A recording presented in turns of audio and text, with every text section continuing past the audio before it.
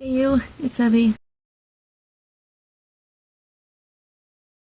Yes, I look like hell, but that's just the way it is today. Alright, you guys, don't mind me. I'm taking this apart. Nathan's not home yet, and usually before Nathan gets home, I try really hard to either, one, have me look halfway decent, or have the house look halfway decent, because it's very rare I can do both.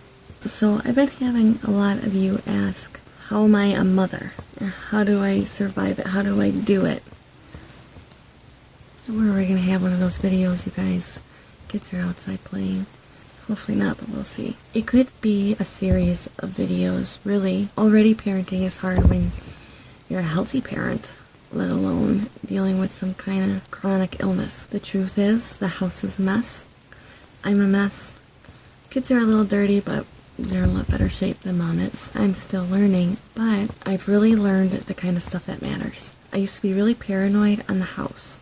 Things had to be a certain way, and if they weren't, then I wasn't okay, kind of thing. Now and then I can be that way yet, but I have gotten so much better over the years.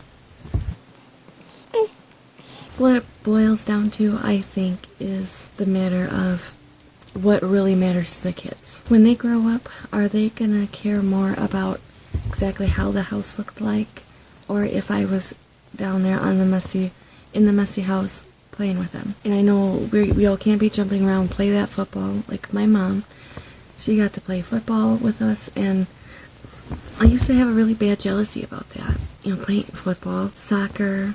I loved soccer. Like, you know, those things, I could do them, but I'm gonna be worthless for a few days. You know what I mean? But no, the kids are gonna remember you for the love they felt and the little things that you do with one another, the things that made them happy. They don't care that you weren't able to make that perfect meal every night. They don't care that you have your house immaculate. And then you have, some people, they feel bad, so they think that they can buy love through presents. And that'll be a harder lesson because, obviously that's not love. I know a lot of parents can do that out of guilt if you have money. And you don't want to do that either, because that's not love for your child. Us, we try to do as much as we can for as cheap as we can, just to get by. And I remember my mom doing that, and to this day she can still feel guilty about it. But you guys, it was some of the best times we had as children. Like when we'd split one little piece of gum over the three of us. I do that with my kids. Or how my mom didn't have a vehicle. We would always walk and get a snack together and go bowling or something like that. It's those little tiny things that you don't really often could be thinking about that really mean the most. I think it's important that you don't stress over those little things and just try to think of the time when you were little. What was really important to you? I've shared vlogs before of what kind of things we like to do together. I'll pay attention to that, so when we do them, maybe I can throw the camera in the kids' faces and share with you guys what we're doing. Like we like to do, I could share recipes too with you mommies out there. We like to make sidewalk chalk paint. That's a lot of fun, and it's cheap.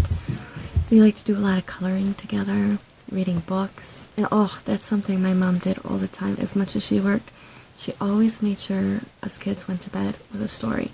And that was really important to me, and that's what I try to do with my Rugrats. I know missing out on school stuff or certain events. I know how awful that is, or how you forget a very important doctor appointment for them. I get that, and you can only do your best. That's all you can do. I've missed some very important things. If the kids have something very special going at school and you're in a bad flare, when I mean bad flare, I mean bed flare. All you can do is lay in bed and cry. One of those flare-ups. Because I'll even force myself when I'm in a flare. But I'll push through it. I'll pay for it, but I'll push through it just to make it.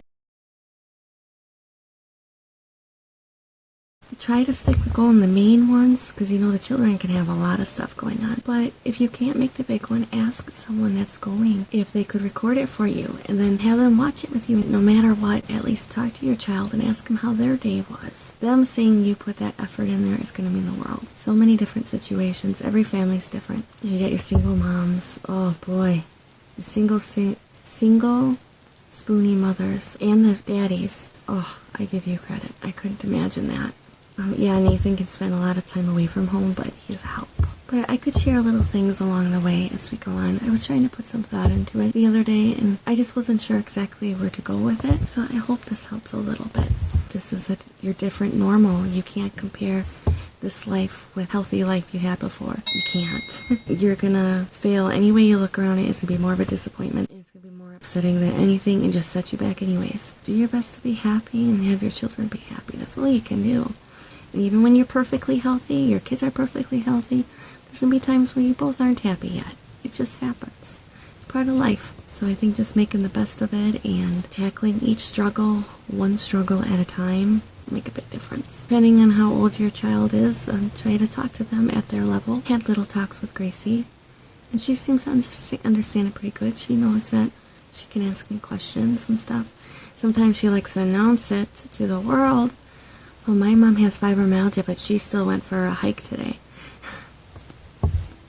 It's cute. You know, she means she's proud of me, and that makes me super, super happy because we want our children proud of us. I hope it's worth something. Guys, thanks so much for watching. Make sure you share your little tips on the comment section down below. That's the best part of the videos.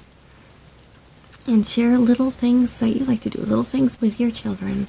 Something that you wish you would have known earlier, or something you think would be useful to somebody else. I hope you're doing alright. If not, hang in there. And I will talk to you soon. See you next video. Love yous. Bye-bye.